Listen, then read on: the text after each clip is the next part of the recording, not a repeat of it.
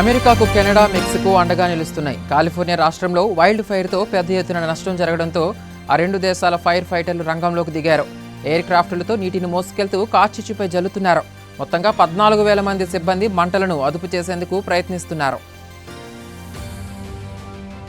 అంచనా వేసినట్లే దేశీయ స్టాక్ మార్కెట్లు భారీ గ్యాప్ డౌన్తో ఆరంభమయ్యాయి. నిఫ్టీ 213 పాయింట్లు నష్టపోయి 23,217 వద్ద, సెన్సెక్స్ 675 పాయింట్లు నష్టపోయి 76,707 వద్ద ట్రేడ్ అవుతున్నాయి. దీంతో పొద్దున్నే 3 లక్షల కోట్ల రూపాయలు ఇన్వెస్టర్ల సంపద ఆవిరైంది.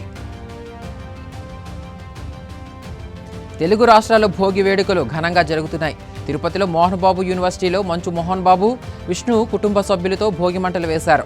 మరోవైపు నగరిలో మాజీ మంత్రి ఆర్కే రోజా, హైదరాబాద్ కేబీఆర్ పార్కులో ఎమ్మెల్సీ కవిత భోగి వేడుకల్లో పాల్గొన్నారు. వైల్డ్ ఫైర్తో తీవ్రంగా నష్టపోతున్న అమెరికాకు సాయం చేస్తామని ఉక్రెయిన్ ప్రెసిడెంట్ జెలెన్స్కీ ప్రకటించారు. మంటలను ఆర్పేందుకు 150 ఫైర్ ఫైటర్లను కాలిఫోర్నియాకు పంపుతామని చెప్పారు. అక్కడ పరిస్థితి చాలా దారుణంగా ఉందని, అమెరికన్ల ప్రాణాలను కాపాడేందుకు తాము ముందుంటామని తెలిపారు. ఓ రిటైర్డ్ ఐఏఎస్పై కండక్టర్ విచక్షణారహితంగా దాడి చేసిన ఘటన రాజస్థాన్లోని జైపూర్లో జరిగింది. బస్సు ఎక్కిన రిటైర్డ్ ఐఏఎస్ మీనా తాను దిగాల్సిన స్టాప్లో దిగలేదు. తర్వాతి స్టాప్లో దిగమని 10 రూపాయలు ఇచ్చి మళ్లీ టికెట్ తీసుకోవాలని కండక్టర్ అడగగా ఆయన నిరాకరించారు.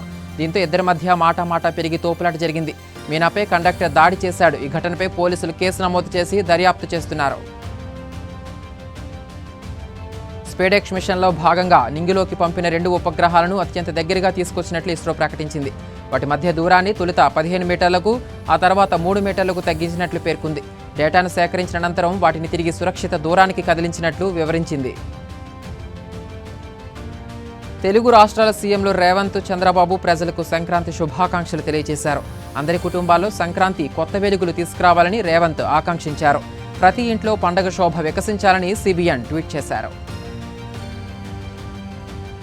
యూపీలో మహాకుంభమేళాకు భక్తులు భారీగా తరలివస్తున్నారు. తొలి రోజు పుష్య పౌర్ణమి కావడంతో భక్తులు త్రివేణి సంగమంలో ఉదయాన్నే పుణ్యస్నానాలు ఆచరించారు.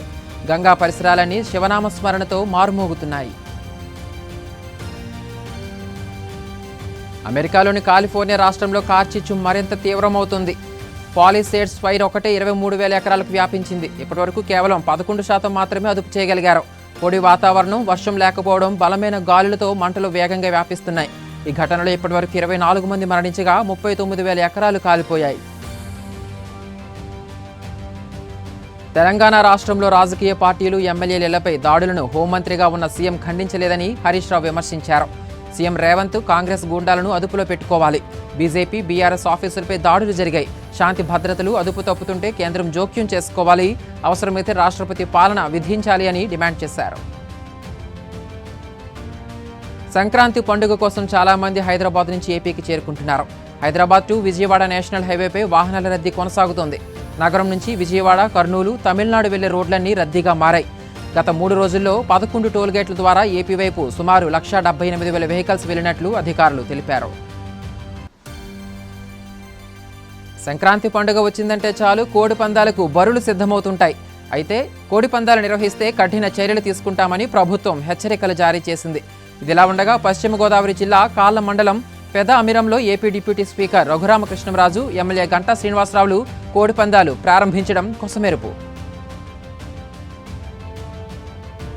తెలుగు రాష్ట్రాల్లో సంక్రాంతి సంబరాలు ప్రారంభమయ్యాయి. ఇవాళ తెల్లవారుజాము నుంచే భోగి మంటలు వేస్తున్నారు. పాత వస్తువులతో మంటలు వేసి తమ బాధలను అగ్నిదేవుడికి సమర్పిస్తున్నారు. ఇంటింటా ముగ్గులు, గొబ్బెమ్మలతో సందడి వాతావరణం నెలకొంది. తిరుమల శ్రీవారి ఆలయం ముందు టీటీడీ ఆధ్వర్యంలో భోగి మంట వేశారు.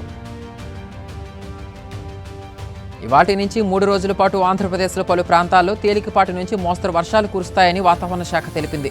దక్షిణ కోస్తాంధ్ర, రాయలసీమలో వర్షాలు, ఉత్తర కోస్తాంధ్ర, యానంలో పొడి వాతావరణం ఉంటుందని పేర్కొంది. కాగా అర్ధరాత్రి నుంచి నెల్లూరు జిల్లాలో వర్షం కురుస్తోంది. ఉమ్మడి విజయనగరం జిల్లా అంతటా సంక్రాంతి సంబరాలు మిన్నంటుతున్నాయి.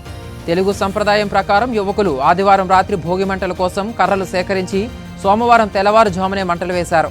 ఈ కార్యక్రమంలో చిన్న పెద్ద అంతా ఏకమయ్యారు. దీంతో గ్రామాలన్నీ కుటుంబాలతో కలకలలాడుతున్నాయి.